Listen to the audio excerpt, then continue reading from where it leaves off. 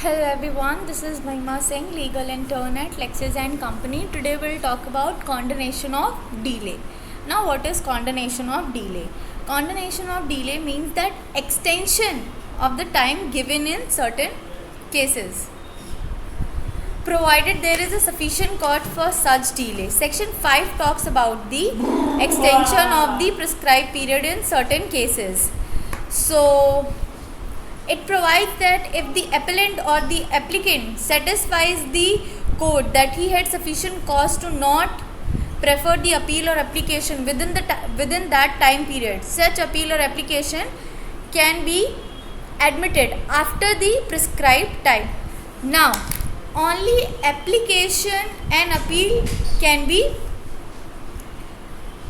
condoned, not the suit. Okay, now this section further mentions that an application made under of the provision of order 21 of the Code of Civil Procedure 1908. The explanation states that in ascertaining or computing the period prescribed when the applicant or appellant has misled by any order, practice or judgment of the High Court, it will be sufficient cause within the meaning of this section.